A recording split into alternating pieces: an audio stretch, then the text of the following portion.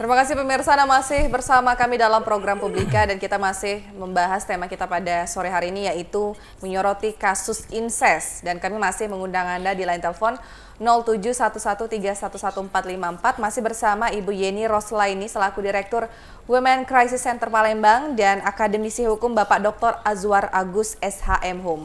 Baik Pak Azwar Agus tadi disampaikan oleh Ibu Yeni ada beberapa faktor, tadi ada sosial, kemudian ekonomi, psikologis dan juga banyak hal dan dari korbannya sendiri. Nah dari segi hukum ataupun bantuan hukum mungkin Pak Azwar Agus juga tentunya berkecimpung dalam bidang tersebut. Apakah ada bimbingan ataupun juga perlindungan yang diberikan bagi para korban yang mungkin juga mereka sadar bahwa saya harus mendapatkan keadilan karena diperlakukan seperti ini. Bagaimana Pak? Kalau memang berdasarkan penelitian juga ya bahwa sebagian besar hampir 70% ke atas ya kasus-kasus seperti incest ini masuk kategori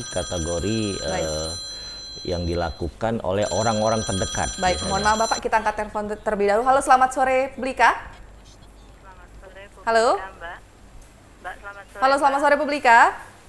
Selamat sore juga Mbak. Baik, dengan siapa di mana Ibu? Saya Bu Ruli di Pelaju Mbak. Ibu Ruli di Pelaju, silakan Ibu pertanyaannya. Ya, makasih Mbak. Selamat sore Ibu dan Bapak. Sore. Sore hari ini.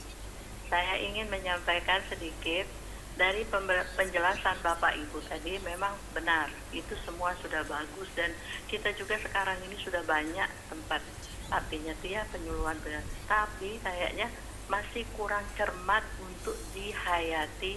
Jadi kalau boleh coba kita tingkatkan lagi seperti di sekolah, di tempat instansi-instansi bekerja, di kelurahan, di RT, itu bila perlu diberikan sanksi. Apabila kamu tidak datang, ada penyuluhan-penyuluhan.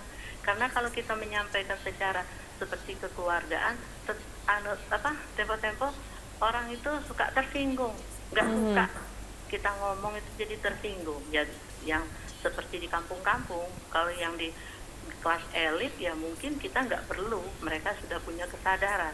Tapi yang di kampung-kampung ini, kalau seperti di masjid dakwah itu sudah banyak, tapi belum tentu bapak-bapak, ibu-ibu, remaja yang datang. Yang datang paling yang sudah tua-tua.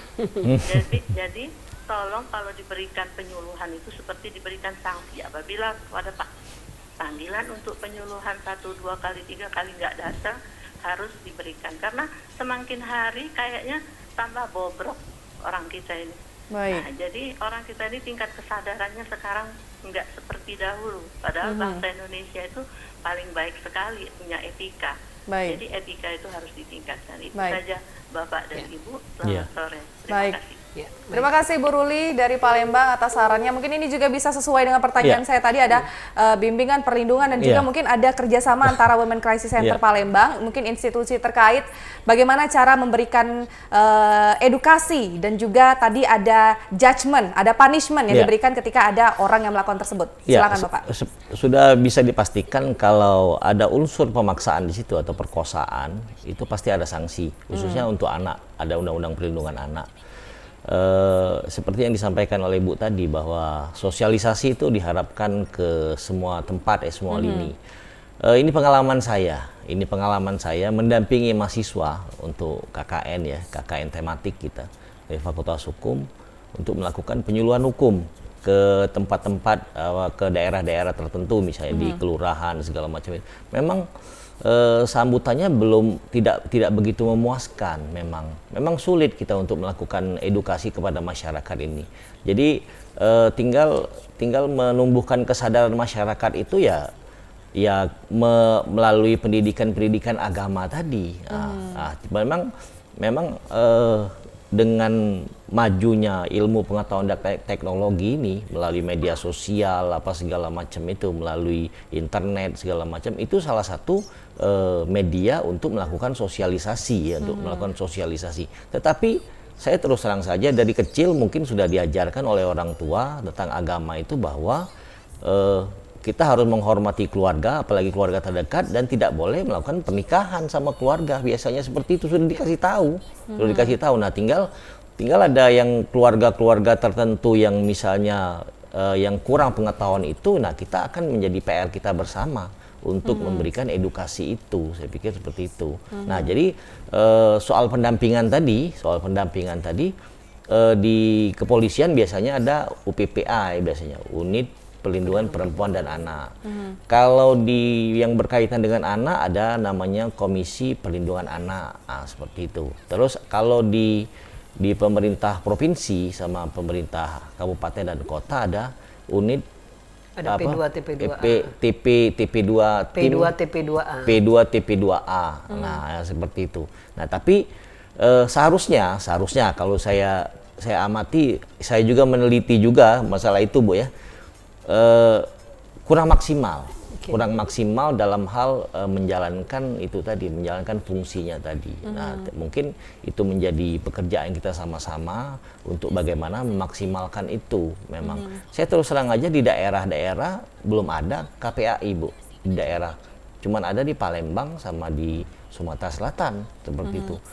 Di Palembang sama Sumatera Selatan, di daerah lain di OI apa segala macam saya masih belum dengar ada Komisi Perlindungan Anak, karena itu tadi kalau berkaitan dengan anak tadi, kalau anak tadi ada unsur pemaksaan, suatu keadaan tidak seimbang tadi, pasti ada unsur pemaksaan kan. Nah, itu harusnya di anak ikut, Komisi Perlindungan Anak ikut berperan juga seperti itu. Kalau di kepolisian udah ada unit UPPA tadi untuk mendampingi tadi. Kalau itu berkaitan dengan anak ya. Baik, jadi dari instansi terkait ini sudah memberikan wadah ataupun juga fasilitas untuk melayani masyarakat yang mungkin mengalami permasalahan yang bukan hanya saja kasus incest saja, tetapi juga kasus kekerasan lainnya. Nah, kita kembali beralih ke Ibu Yeni dari Direktur Women Crisis Center Palembang. Nah, mungkin ini menjadi salah satu kepedulian yang harus dimiliki oleh semua orang. Kita contohnya saja, mungkin kita sebagai orang tua punya anak ataupun punya adik, punya sepupu, bagaimana cara mengetahui secara kasat mata ataupun juga secara sekilas saja melihat ini adik kita ataupun keluarga kita ini mengalami kasus kekerasan incest ini, bahkan dari tidak terduga dari orang tua atau dari keluarga. Bagaimana caranya, Ibu? Ya, secara sederhana itu bisa melihat perubahan sikap ya. Sikap dari yang tadi ceria menjadi pendiam misalnya, atau sebaliknya. Dari yang pendiam itu dia bisa menjadi sangat overacting, mencari sedikit perhatian, agresif ya? gitu. Itu pertama bisa diindikasikan ada sesuatu itu bisa macam-macam ya. Kemudian juga bisa juga dari misalnya kesehatannya yang menurun, dari jadi nggak mau makan misalnya, tidurnya susah, suka teriak-teriak dan lain sebagainya, itu bisa juga. Jadi oleh karena itulah pentingnya komunikasi di dalam keluarga. Itu baik itu orang tua terhadap anak misalnya, atau sesama saudara gitu. Komunikasi dengan ditanya aktivitasnya sehari, kamu ngapain aja hari ini misalnya. Kalau saya sama anak sering saya bilang, saya hanya 2 hal yang saya tanyain, apa yang membuat dia senang hari ini, apa yang membuat dia sedih atau kesel hari ini. Dari situ kan mulai kita bisa mengidentifikasi ada sesuatu yang terjadi misalnya. Nah, itu sederhananya seperti itu sebenarnya, bisa kelihatan kok. Kalau dia sehari-hari cuma di dalam kamar saja gitu, itu juga harus waktu curiga ada apa ini gitu. Main gadget, ya nggak baik main gadget misalnya seharian misalnya, sampai makan pun dia bawa ke kamar dan lain sebagainya, ini ada sesuatu.